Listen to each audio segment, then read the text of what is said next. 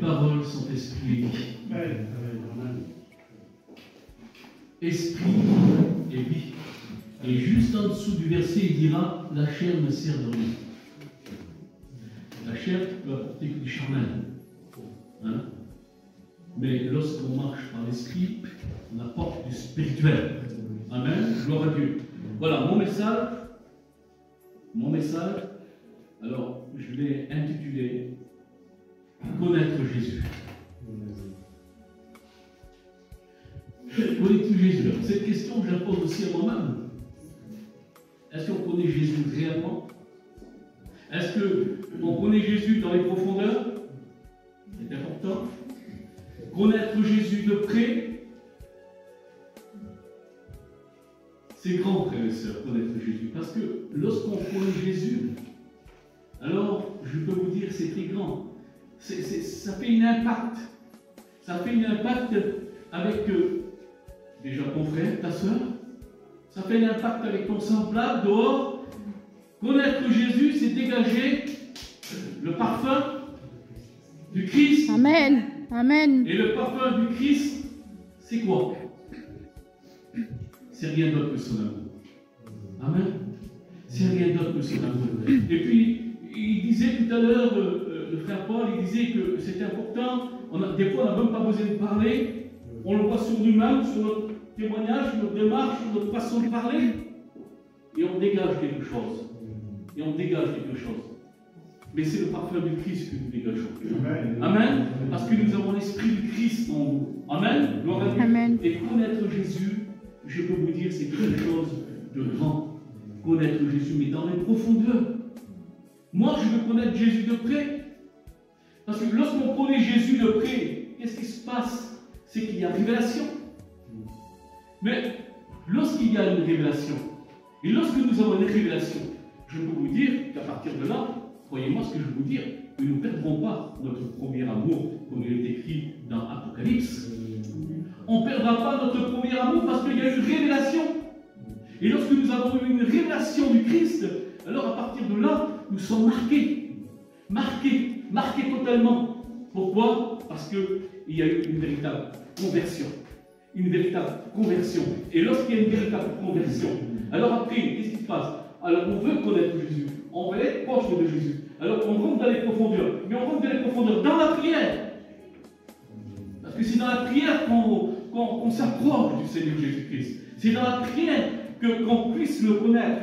C'est lorsqu'on commence à dialoguer avec lui. C'est lorsque nous avons foi en lui. Nous savons qu'il est ressuscité des morts. Nous savons qu'il est vivant. Nous savons qu'il nous parle. Amen. Vous comprenez?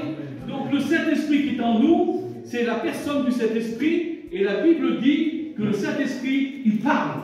Amen. Et il nous parle. Gloire à Dieu. Alors, nous sommes l'épouse du Christ. L'épouse du Christ. C'est quelque chose de formidable. Nous sommes l'épouse du Christ sur terre. C'est grand. Notre Seigneur Jésus-Christ, c'est l'époux. Alors, soyons bavards avec notre époux. Hein, c'est important. Hein? Un couple, homme et femme, lorsqu'il n'y a pas de discussion, lorsqu'il n'y a pas cette approche-là, ça finit par un divorce. Non, mais c'est la vérité. Hein? C'est la vérité. Il faut qu'il y ait des conversations, il faut qu'il y ait des dialogues dans un couple. Tu vois, c'est important. Hein? Il faut qu'il soit comme ça, le couple. Ça, c'est important. Et puis, c'est la même chose avec Jésus. C'est la même chose avec le Seigneur Jésus. Il faut avoir ce dialogue, il faut avoir cette approche avec lui. C'est important. Regardez, je vous lis un texte dans l'évangile de Jean, au chapitre 15 et verset 15.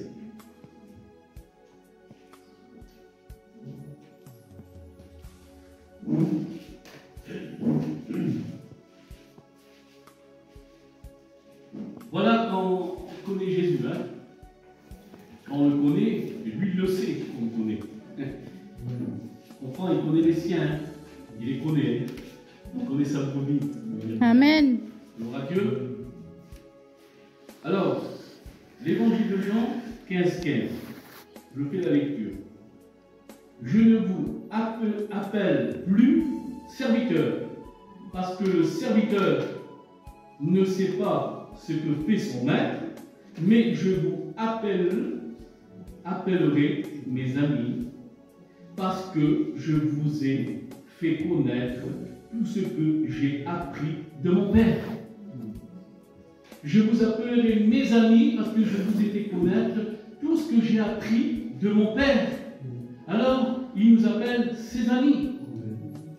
Gloire à Dieu. Pourquoi? Bien parce qu'il y a eu une révélation. Il y a eu une révélation. Gloire à Dieu. C'est pour cela qu'il nous appelle ses amis. Parce qu'il nous a fait connaître le Père. Amen. Vous n'êtes pas amen à ça? Amen. Gloire à Dieu. Il nous a fait connaître le Père. Amen. Quelle beauté, Seigneur Jésus. Alors, à combien qu'il est important lorsque Jésus devient notre ami? Quelle beauté, Seigneur. Il devient notre ami. Alors on lui parle comme si c'est notre ami. Moi, vous savez comment je prie? Bon, on a tous une façon de prier. Hein? Mais moi, il m'arrive parce que j'aime bien la nature. Hein? J'aime bien la nature, j'aime bien prier dans la nature. Hein? Et là, je marche, je parle. Mais je lui parle. Je marche, tout est en parle. J'y parle. Mais moi, ma conscience, c'est qu'il est là, il m'écoute. Il est là. C'est mon ami. Et c'est ça qui est important. Il est notre ami. Hein? Comme le cantique, vous avez écouté ce cantique là? Comment c'est? Quoi ce cantique, c'est beau là? J'ai trouvé un ami, voilà. J'ai trouvé un ami. Quel beau texte. J'ai trouvé un ami. Moi, dans le monde des amis, je n'en avais pas. Quand j'avais un ami, c'était pour l'enterrer. Mais là, j'ai trouvé le véritable ami. Amen. Vous l'avez trouvé aussi. Amen. Gloire à Dieu. Et à combien qu'il est important. Alors, maintenant, je vais rentrer dans le message. Mais lorsqu'on connaît Jésus, et lorsque on connaît le Christ réellement, qui a eu une révélation, qui a eu cette grande révélation, à combien que c'est important. Alors, après, nous sommes donc les véritables disciples du Christ. Alors, lorsqu'on connaît Jésus, alors on dit ce que Jésus a dit. Qu'est-ce que Jésus a dit sur le croix de Golgotha? Lorsqu'il a été persécuté, lorsqu'il a été torturé, lorsqu'on lui a craché au visage, lorsqu'on lui a tiré sa barbe, lorsqu'on lui a mis des coups de poing dans la figure, lorsqu'on lui a mis une couronne d'épines sur son front. Qu'est-ce qu'il a dit Jésus lorsqu'on l'a percé sur le croix de Golgotha? Il a dit, Père, pardonne-leur. Gloire à Dieu. Et si on connaît Jésus, on dira aussi ces choses-là. Lorsque les gens nous font du mal, lorsque on sera persécuté par les gens, lorsqu'on sera insulté par les gens, on dira, Père, pardonne-leur. C'est ça connaître Jésus. C'est ça connaître Jésus. Vous savez que les disciples du Seigneur ne connaissaient pas Jésus. Ils marchaient avec Jésus, mais ils ne le connaissaient pas. C'est terrible quand même. On peut venir aux réunions et pas connaître Jésus. C'est vrai. Je parle, je me laisse guider par le Saint-Esprit. Gloire à Dieu. On peut venir aux réunions et pas connaître Jésus. Les disciples du Seigneur, alors ils étaient avec le Maître. Ils ne connaissaient pas. Lorsque nous voyons Pierre, le disciple du Seigneur, voici qu'il va couper l'oreille, il va sortir de son fourreau l'épée, une arme charnelle, il se met en colère, et il va couper l'oreille du soldat démolitieux. Il coupe l'oreille. Jésus lui dira, mais Pierre, si tu élèves l'épée, si tu prends l'épée, tu périras par l'épée. Pierre, il prend l'oreille du Seigneur et il lui remet son oreille. Et pourtant, il a vu quoi? Il a écouté la parole du Seigneur. Le Seigneur lui parlait, il a écouté enseigner sur la montagne. Il écoutait toutes ces bonnes paroles d'amour qui sortaient de sa bouche. Il était à côté, il y parlait. Et puis moi, ce qu'il va faire. Parce qu'il ne connaissait pas Jésus. Il n'avait pas eu encore la révélation totale. Et il y a beaucoup de disciples qui ne connaissaient pas Jésus. Regardez, je vous ouvre la caisse.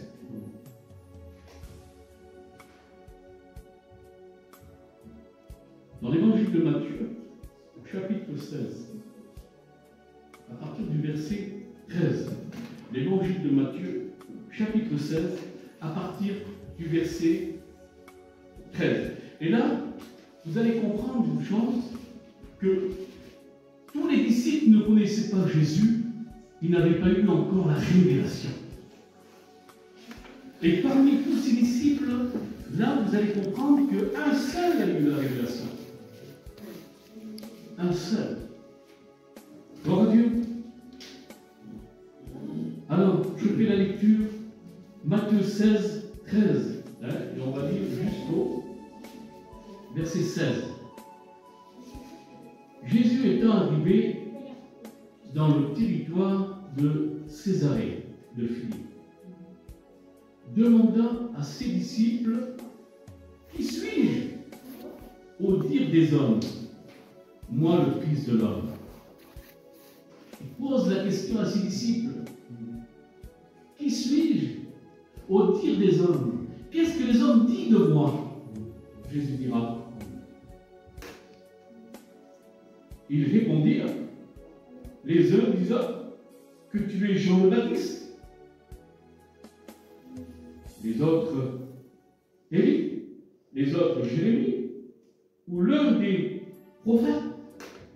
Bien là, on voit qu'ils ne connaissaient pas le Seigneur. Aucun, parmi tous ces dames qui ont parlé, tous ces disciples qui ont parlé, aucun a dit tout simplement, tu es le Fils de Dieu. Mais là, parmi eux, un seul a eu la révélation. Regardez.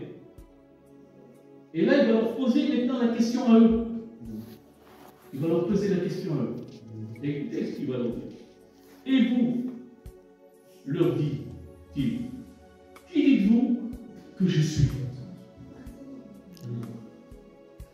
Et la question est posée pour nous aussi. Jésus nous dit, qui dites-vous que je suis? Alors moi, je vais faire comme Pierre. Tu es le Fils de Dieu unique. Amen. Amen.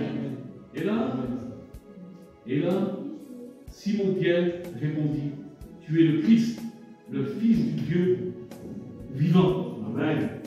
Gloire à Dieu. Jésus reprendra la parole et lui dit, tu es heureux Simon, fils de Jonas, car ce ne sont pas la chair et ni le sang qui t'ont révélé cela, mais c'est mon Père qui est dans les cieux. Amen. Amen. Voilà ce qui vient et ce qui est spirituel, révélation. Révélation. Alléluia, gloire à Dieu. Et ça, lorsque on reconnaît réellement que Jésus, il est notre sauveur personnel, que Jésus, il est notre Seigneur, que Jésus, il est notre roi. Parce qu'il faut que Jésus trône dans nos cœurs en tant que roi. Parce que s'il n'est pas votre roi et s'il n'est pas votre Seigneur, ça ne va pas. S'il est simplement votre sauveur, ça ne va pas. Il faut qu'il soit votre roi et votre Seigneur dans vos cœurs. Il faut qu'il soit le maître. Gloire à Dieu. Alléluia. Et à combien que c'est important. Et là, on voit que ce qui a été révélé, eh bien, à Simon-Pierre, ça a été révélé du ciel. Gloire à Dieu. Et lorsqu'on a une véritable révélation, à partir de là, comment nous sommes? Bouillants pour le Seigneur. Bouillants. Et quand nous sommes bouillants, quand nous sommes à fond pour le Seigneur, lorsque nous sommes bouillants pour le Seigneur, qu'est-ce qui se passe par la suite? Eh bien sûr qu'à partir de là, le diable se déchaîne. Il y aura des attaques. Il y aura des attaques, pourquoi? Parce que lorsqu'on est bouillant, lorsqu'on a une révélation, lorsqu'on est proche du Seigneur, lorsqu'on connaît Jésus réellement, eh bien Jésus dira, si on m'a persécuté, on me persécutera aussi. Si le monde m'a haï, on haïra aussi. Pourquoi? Parce que tout simplement, nous sommes proches du Seigneur, nous avons l'Esprit du Christ en nous. À partir de là, bien sûr, nous gênons. Et puis, laissez-moi vous dire, lorsqu'on est bouillant pour le Seigneur, on gêne. On peut gêner le chrétien charnel. On peut gêner des églises tièdes. Un bouillant du Seigneur, dans une église tiède, il gêne. Il est bouillant, il gêne. Il peut même gêner le pasteur charnel. Il peut même le déranger. C'est la vérité. Ce que je cache, c'est la vérité. Amen. Voilà ce qu'on dit quand on est bouillant Amen. pour le Seigneur. Et quand on est bouillant pour le Seigneur, et quand on connaît Jésus, on n'a pas peur d'un démon. On n'a pas peur d'un possédé. On n'a pas peur du diable. Pourquoi? Parce qu'on est rempli du Saint-Esprit. C'est ça qu'on est bouillant. Il y a une révélation, il y a une véritable conversion, une nouvelle naissance. On arrive à maturité. Amen. Alors lorsqu'on arrive à maturité, gloire au Seigneur, on peut discerner. Amen. On peut discerner ce qui est bien du bien et ce qui vient du mal. Ce qui vient aussi de la chair. On le discerne. Parce qu'on est bouillant pour le Seigneur, on est rempli du Saint-Esprit, on est propre du Seigneur. Amen. Mais pour cela, bien sûr, voyez-vous, la Bible, la parole de Dieu, il ne faut pas qu'elle soit dans vos placards. C'est vrai, Il ne Seigneur. faut pas qu'elle soit fermée à double verrou dans vos placards et la sortir de temps en temps le dimanche matin. Non. Il faut la lire. C'est la Amen. parole. Amen. Elle nous Amen. enseigne. Elle nous enseigne. Gloire au Seigneur. Je ne vous dis pas de passer des heures et des heures et des heures dans la Bible, chercher les profondeurs, non. Mais au moins avoir un peu de connaissance. C'est important. Il ne faut pas vous laisser, bien sûr, séduire par le diable. Hein? Il faut faire attention. Alors, il faut la lire, la parole de Dieu. Il faut la lire, c'est important. C'est une lampe à vos pieds. La parole Amen. de Dieu, c'est une lampe à vos pieds. Et quand vous connaissez la parole, alors vous êtes éclairés. Et quand vous marchez, vous ne trébucherez pas. Parce qu'on marche dans les ténèbres. Et pour avoir cette lampe éclairée devant nous, il faut lire la parole. Amen.